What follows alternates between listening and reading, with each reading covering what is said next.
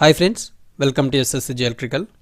In this video, I am going to discuss two most important measurements previous questions, and this is the part 9 video. Up to part 8 videos links I have given in the description. You can go through it. See here. In electrodynamometer ammeter, the deflection of the pointer is proportional to. In electrodynamometer ammeter, the deflection of the pointer is proportional to. Okay, deflection represented with theta here. Okay, and see here. In electrodynamometer ammeter, what happens?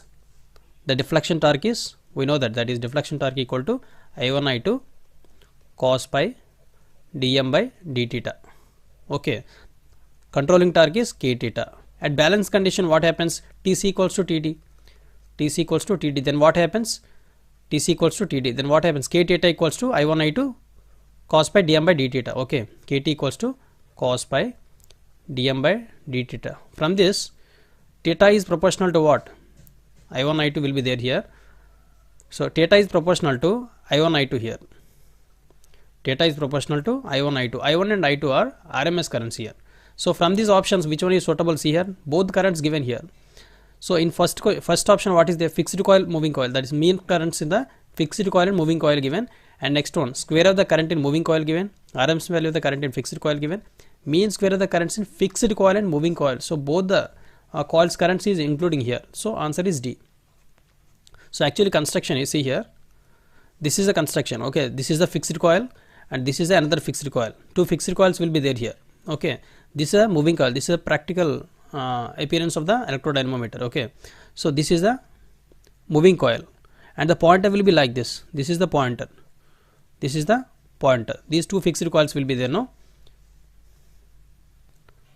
So fixed, the deflection of the pointer is depends on currents in fixed coil and moving coil.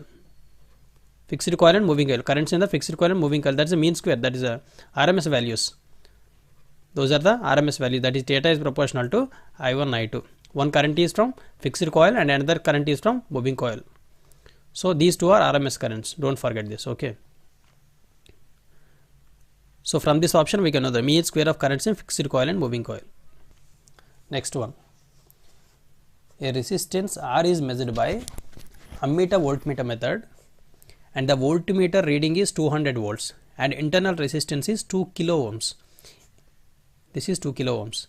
If the ammeter reading is found to be 2 amps, then value of the resistance is asking. So this resistance is asking how much it is.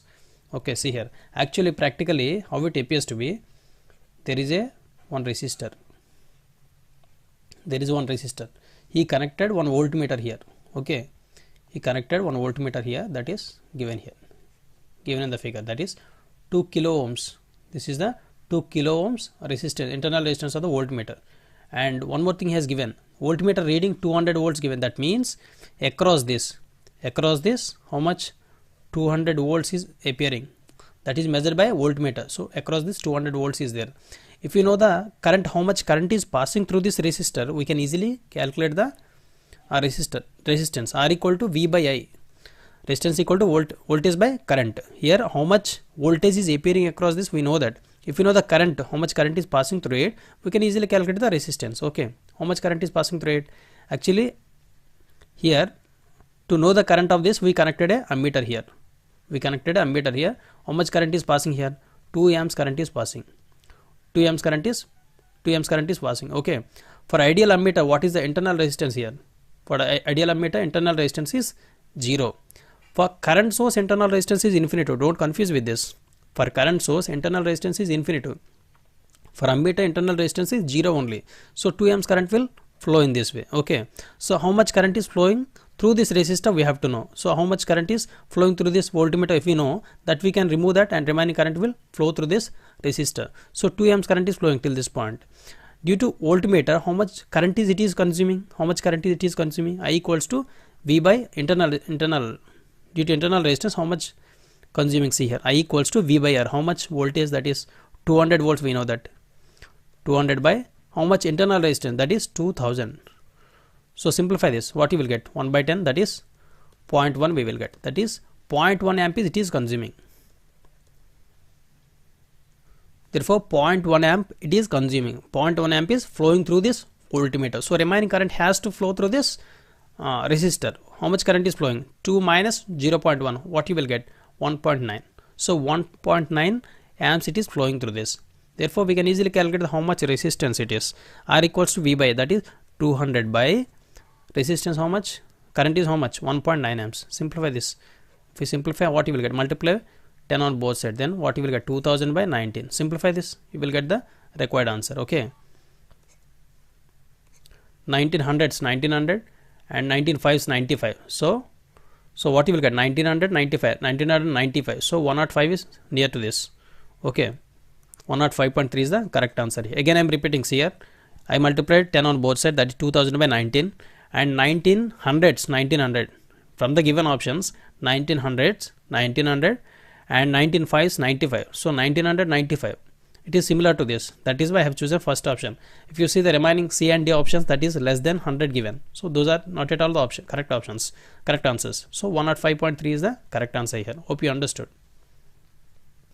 And one important point need to be remembered here is regarding ammeter, internal resistance is 0. For current source, internal resistance is infinitive. For current source, internal resistance is infinitive. For ammeter, internal resistance is 0. And regarding voltmeter, important point to be remembered here is regarding voltage source, internal resistance is 0. Regarding voltmeter, internal resistance is infinitive. Don't forget this.